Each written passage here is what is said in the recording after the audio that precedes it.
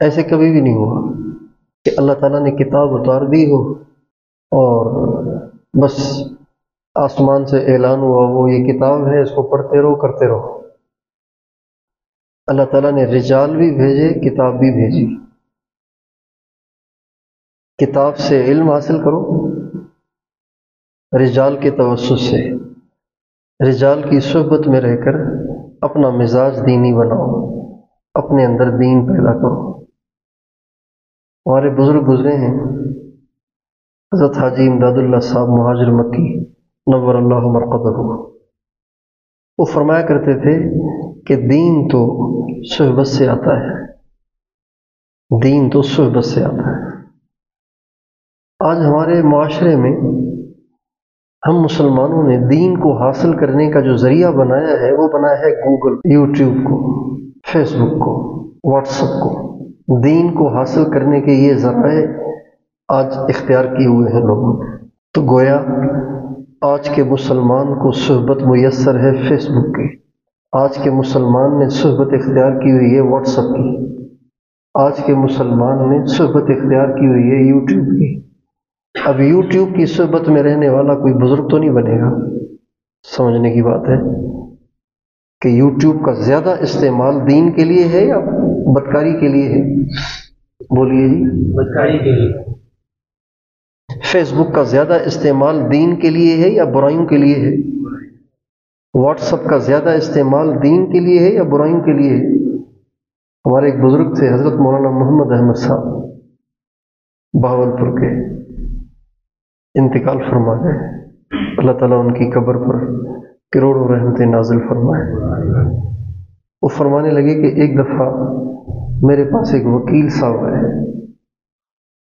اور کہنے لگے کہ جی ماشاءاللہ تبلیغ والوں، اب تو تمہارا کام آسان ہو گیا۔ کہ کیسے؟ کہ اب تو انٹرنیٹ آ گیا ہے، بات کرو ساری دنیا میں پہنچاؤ، اب تمہیں بستر کندھوں پہ رکھ کے بڑے بڑے خرچے کرنے کی ضرورت ہی نہیں، اب تو تمہارے لیے کوئی مسئلہ ہی نہیں۔ تو مولانا محمد احمد صاحب فرمانے لگے یہ انٹرنیٹ ہے یا کوئی بکرا ہے؟ تو کہنے لگے کیا مطلب؟ تو فرمانے لگے کہ بھئی دین تو آتا ہے قربانی سے اور نیک صحبت سے، تو انٹرنیٹ کوئی بکرا تو ہے نہیں کہ اس کی قربانی کریں گے۔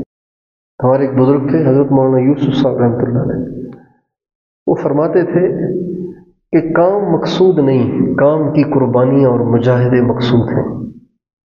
تو دین جو آتا ہے نا وہ آتا ہے صحبت سے، بغیر صحبت کے نہیں آتا۔ اور صحبت کس کی؟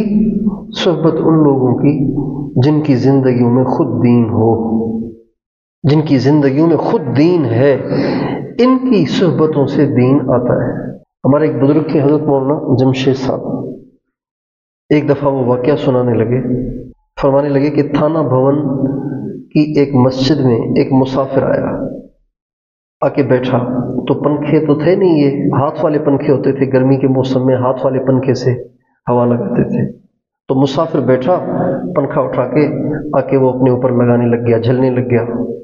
تھوڑی دیر میں جیسے لوگوں کی عادت ہوتی ہے، چٹائی سے تنکا نکالتے ہیں، قالین سے دھاگا نکالتے ہیں، دری سے دھاگا نکالتے ہیں، کچھ نہ کچھ کرتے رہتے ہیں، ہاتھ سے حرکت کرتے رہتے ہیں۔ تو اس مسافر نے اس پنکھے سے ایک تنکا توڑنا چاہا خلال کے لیے، دانت کو صاف کرنے کے لیے۔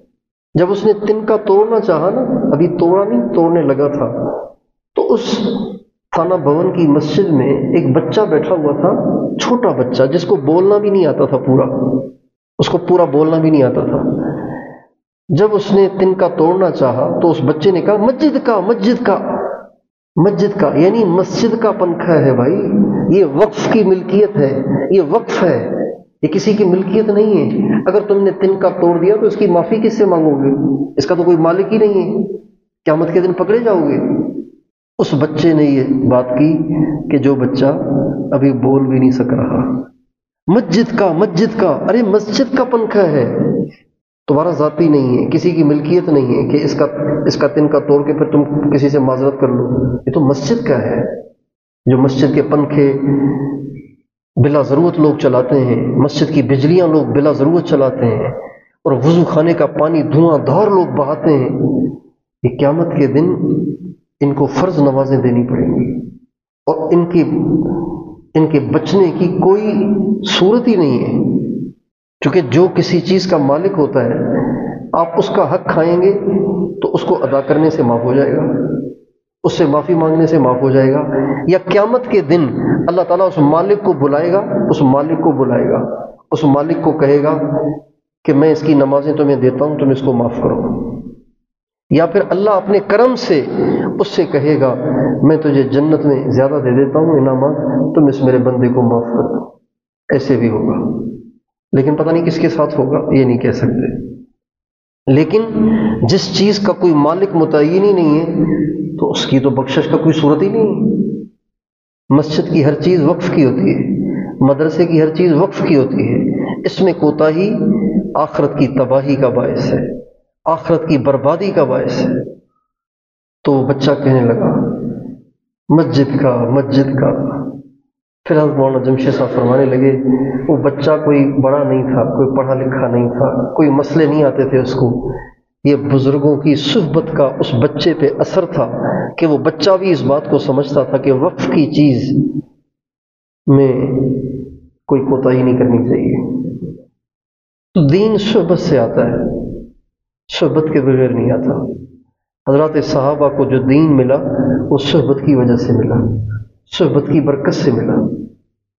صحابہ میں بعض قرآن کے حافظ ہیں، سارے صحابہ حافظ نہیں ہیں، کچھ صحابہ حافظ بھی ہیں، لیکن کسی صحابی کو حافظ نہیں کہتے۔ حافظ عثمان صاحب، حافظ معاذ بن جبل، حافظ علی، کسی صحابی کو حافظ۔ صحابہ میں بعض علماء ہیں، کسی صحابی کو علامہ نہیں، عالم نہیں، مولانا نہیں، مولوی صاحب نہیں کہا جاتا۔ مولانا ابو بکر صاحب نہیں کہتے۔ صحابہ میں قاری بھی ہیں، لیکن ان کو قاری نہیں کہتے، قاری ابی بن کعب نہیں کہتے۔ ہمارے نبی کا ارشاد ہے اس امت کا سب سے بڑا قاری ابی بن کعب ہے، لیکن ان کو قاری نہیں کہتے، ان کو الصحابی الجلیل کہتے ہیں۔ محدثین نے جب ان کا ذکر کیا ہے تو یوں نہیں کیا القاری، الحافظ، العلامہ، المحدث، یوں نہیں کہتے، الصحابی الجلیل، اس لیے کہ صحابہ کو جو کچھ ملا وہ صحبت سے ملا، ان کا جو رتبہ اور مقام ہے وہ صحبت کی وجہ سے۔ حضرت عبداللہ ابن مبارک رحمۃ اللہ علیہ سے کسی نے پوچھا، یہ عبداللہ ابن مبارک کون ہے؟ یہ امام بخاری کے استاد ہیں۔ امام بخاری یہ واحد آدمی ہیں، یہ واحد بزرگ ہیں جن کو امام بخاری نے کہا ہے کہ یہ امیر المؤمنین فی الحدیث ہیں، یہ حدیث محدثین کے گویا بادشاہ ہیں۔ امیر المؤمنین فی الحدیث یعنی محدثین کے بادشاہ عبداللہ بن مبارک۔ لیکن احناف کے لیے یہ بات قابل مبارکباد ہے کہ یہ امام ابو حنیفہ کے شاگرد ہیں، امام بخاری کے استاد ہیں، امام ابو حنیفہ کے شاگرد ہیں۔ ان سے کسی نے پوچھا کہ جی حضرت معاویہ کا درجہ بڑا ہے یا حضرت عمر بن عبدالعزیز کا درجہ بڑا ہے؟ اور حضرت عمر بن عبدالعزیز نے تو ماشاءاللہ ایسا عدل و انصاف کا نظام قائم کیا کہ مورخین کہتے ہیں کہ یہ عمر ثانی ہے۔ حضرت عمر بن خطاب خلیفہ راشد، خلیفہ دوم رضی اللہ عنہ جیسا نظام قائم کیا انہوں نے۔ تو اب نظام تو ان کا بڑھیا، تو اب بتائیے ان عمر بن عبدالعزیز افضل ہیں یا حضرت معاویہ رضی اللہ تعالیٰ عنہ؟ تو حضرت عبداللہ بن مبارک رحمۃ اللہ علیہ فرمانے لگے کہ حضرت معاویہ نے رسول اللہ صلی اللہ علیہ وسلم کے ساتھ جن غزوات میں شرکت کی، ان غزوات میں جن جنگوں میں شرکت کی، جن جہادوں میں شرکت کی، ان جہادوں میں جس گھوڑے پہ سوار ہوئے، اس گھوڑے کے نتنے میں، نتنا کہتے ہیں یہ ناک کے سوراخ کو، حضرت معاویہ کے جہاد میں استعمال ہونے والے گھوڑے کے نتنے میں جو مٹی لگی نا، وہ مٹی بھی عمر بن عبدالعزیز سے افضل ہے، اس لیے کہ وہ بے شک ان کا نظام زبردست تھا، لیکن صحابی نہیں ہے۔ ان کو وہ شرف حاصل ہے کہ جو حضرت عمر بن عبدالعزیز کو حاصل نہیں ہے کہ یہ نبی کریم صلی اللہ علیہ وسلم کے صحابی ہیں۔ تو اس لیے میرے دوستو، ہم سب اس کی کوشش کریں کہ نیک لوگوں کی صحبت اختیار کریں اور نیک لوگوں کی صحبت کے لیے سفر کریں۔ نیک لوگوں کی صحبت قریب ہو تو قریب ان کے پاس جائیں، دور ہو تو دور ان کے پاس جائیں، لیکن نیک لوگوں کی صحبت کو اپنے لیے ایسے ضروری سمجھیں جیسا کہ ہمارا بیمار ہاسپٹل جانے کو اور دور دراز جا کے حکیموں ڈاکٹروں کو دکھانے کو اپنی ضرورت سمجھتا ہے اور اس کے لیے کوشش محنت کرتا ہے۔ ہمارے ہاں دیکھا یہ جاتا ہے کہ اللہ والا بھی اس اللہ والے کے پاس بیٹھتے ہیں جو بولتا ہو، جو زیادہ بولتا ہو، اچھا بولتا ہو، ان کے پاس جا کے بیٹھتے ہیں۔ جو اللہ والا خاموش بیٹھتا ہو اس کے پاس نہیں بیٹھتے، حالانکہ اللہ والے کی صحبت سے فائدہ ہوتا ہے، اس کی باتوں سے بھی فائدہ ہوتا ہے، لیکن اس کی صحبت سے اس سے زیادہ فائدہ ہوتا ہے، اس لیے کہ جو اللہ والے ہوتے ہیں ان پر ہر وقت اللہ کی طرف سے رحمت برستی ہے۔ جو ان کے پاس بیٹھتے ہیں اس رحمت کی چھینٹیں اس پہ بھی پڑتے ہیں، اس کی وجہ سے ان کے دل کی صفائی ہوتی ہے اور ان کے دل میں اللہ اور اس کے رسول کی، دین کی، قرآن کی محبت پیدا ہوتی ہے، آخرت کا یقین پیدا ہوتا ہے۔ تو نیک لوگوں کی صحبت کو اختیار فرمائیں گے انشاءاللہ۔ اور اگر کسی کو نیک صحبت میسر نہیں ہے تو مسجد کو سب کو میسر ہے نا، مسجد تو سب کو میسر ہے۔ بھائی کوئی اللہ والا آپ کو نہیں ملتا، مسجد میں بیٹھے رہو، دکان سے فارغ ہوئے آ کے مسجد میں بیٹھ جاؤ، دفتر سے فارغ ہوئے آ کے مسجد میں بیٹھ جاؤ، زیادہ اوقات مسجد میں گزاریں۔ ہمارے یہاں اللہ کا شکر ہے، اللہ والے کافی تعداد میں موجود ہیں جن کو دیکھ کے اللہ یاد آتا ہے۔ باہر ملکوں میں ایسی صورت نہیں ہے۔ یہ جو تصوف کا ایک سسٹم ہے یہ ہمارے بر صغیر میں زیادہ ہے، باہر ملکوں میں کم ہے۔ اگر ہے بھی کہیں تو اس میں بہت بدعات آ گئی ہیں، بہت بدعات آ گئی ہیں، خرافات آ گئے، ناچتے ہیں، ڈانس کرتے ہیں، اچھلتے ہیں، کودتے ہیں، اور پتہ نہیں کیا کیا عجیب و غریب ان کی رسمیں اس میں آ گئی ہیں۔ خالص تصوف جو شریعت نے ہمیں دیا ہے، جو اللہ کے نبی سے ہمیں تصوف پہنچا ہے، وہ اللہ کا شکر ہے ہمارے بر صغیر میں ہے۔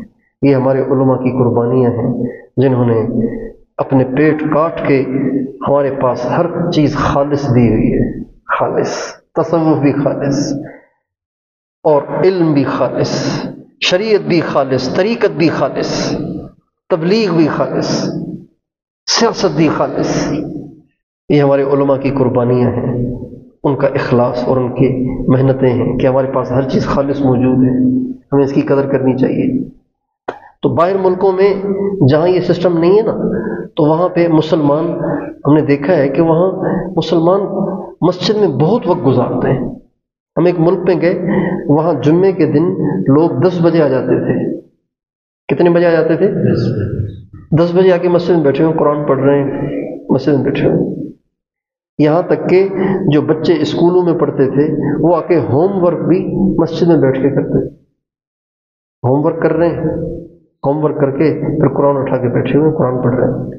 نماز کا وقت ہو گیا، نماز کے لیے کھڑے ہو گئے۔ مسجد، المسجد بیت کل تقی، مسجد ہر متقی کا گھر ہے۔ المساجد مجالس الانبیاء، مسجدیں نبیوں کے بیٹھنے کی جگہ ہیں، یہ مسجدیں نبیوں کی نشست گاہیں ہیں، اس کو ہمیں ٹائم دینا چاہیے۔ تبلیغ والے کہتے ہیں نا مسجد کو ٹائم دو، مسجد کو ٹائم دو۔ مسجدوں میں اوقات گزر، باہر بیٹھے ہوئے ہیں ویسے ہی گپے لگا رہے ہیں، مسجد کے دروازے میں بیٹھے ہوئے گپے لگا رہے ہیں، دکانوں میں بیٹھے ہوئے گپے لگا رہے ہیں۔ ہمارے یہاں سندھ میں ہوٹل ہیں، ہوٹلوں میں بیٹھے ہوتے ہیں، گپے لگا رہے ہوتے ہیں، چائے پی رہے ہوتے ہیں۔ آپ کے یہاں حجروں میں بیٹھ جاتے ہیں، حجرے کہتے ہیں، کیا کہتے ہیں آپ کو؟ حجروں میں بیٹھکوں میں بیٹھے رہتے ہیں، گپے لگاتے رہتے ہیں، کامیں چلتے رہتے ہیں، سامنے LCD لگا ہوا ہے، اپنی دنیا بھی برباد کر رہے ہیں، آخرت بھی برباد کر رہے ہیں۔ ٹائم پاس کرنا ہے، مسجد میں آ کے بیٹھیں، مسجد میں ٹائم اچھا پاس ہوتا ہے، اس لیے کہ مسجد میں فرشتوں کی صحبت ہے۔ آپ مسجد میں بیٹھیں گے کم از کم یہ تو خیال آئے گا بھائی غیبت نہ کرو، مسجد ہے، غیبت سے بچ جائیں گے، گالی سے بچ جائیں گے، میوزک سے بچ جائیں گے، ڈراموں سے بچ جائیں گے، فلموں سے بچ جائیں گے، بری باتوں سے بچ جائیں گے۔ تو بھائیوں مسجدوں کو آباد کریں، اور نہیں تو کم از کم 5 وقت کی جو نماز ہے وہ پابندی سے، اہتمام سے، ہر حال میں اذان سنتے ہی آ کے مسجد میں پڑھا کریں۔ اذان کے بعد دوسرے کاموں میں لگے رہنا، اس کا مطلب ہے کہ اذان کا اثر نہیں ہوا۔ باپ نے کہا بیٹے کو، بیٹا سن رہا ہے، پھر بھی دوست سے گپوں میں لگا ہوا ہے، فارغ ہو کے پھر گیا ہے باپ کے پاس، جی ابو آپ نے 10 منٹ پہلے بلایا تھا۔ تو بیٹا میں نے تو اس وقت بلایا تھا، آپ تو دیکھ ہی نہیں رہے۔ نامناسب بات لگتی ہے کہ نہیں لگتی؟ اذان ہو گئی ہے، اب بھی لگے ہوئے ہیں اپنے کاموں میں۔ بھئی اذان ہو گئی تو اب آ جائیں نا، اب آ جائیں۔ یہ کیوں سوچتے ہیں کہ ابھی 15 منٹ ہیں، ابھی 20 منٹ ہیں، ابھی 5 منٹ ہیں؟ اذان سنی ہے تو مسجد میں آ جائیں، خود بھی اس کے عادی بنیں، اپنے بچوں کو اس کا عادی بنائیں، اپنی عورتوں کو اس کا عادی بنائیں کہ اذان سن کر فوراً وضو کر کے مصلی بچھائیں۔ عورت اذان ہو گئی ہے اور آپ کی والدہ، آپ کی بیوی، آپ کی بیٹی، آپ کی بہن اب بھی بیٹھی ہوئی ہے کچن میں، تو آپ اس سے کہیں امی اللہ نے بلایا ہے، چھوڑیں اس کو، روٹی بعد میں پک جائے گی، سالن بعد میں پک جائے گا، چائے بعد میں پک جائے گی، چھوڑیں اس کو، برتن بعد میں دھل جائیں گے، آ جائیں پہلے نماز پڑھیں، اذان ہو گئی ہے، اذان ہو گئی ہے، اللہ کا بلاوا آ گیا ہے، اللہ سے بڑا تو کوئی نہیں ہے۔ یہ اپنے گھروں میں ماحول بنائیں۔ آپ کے بچے کرکٹ کھیل رہے ہیں، فٹ بال کھیل رہے ہیں، اذان ہو گئی ہے اب بھی کھیل رہے ہیں، آپ فوراً پریشان ہو جانے چاہیے، بیٹا کیا کر رہے ہیں آپ؟ اذان ہو گئی ہے آپ فٹ بال کھیل رہے ہیں، اللہ کا بلاوا آ گیا ہے آپ یہاں بیٹھے ہوئے ہیں۔ کوشش کریں گے انشاءاللہ، اللہ تعالیٰ ہم سب کو توفیق عطا فرمائے۔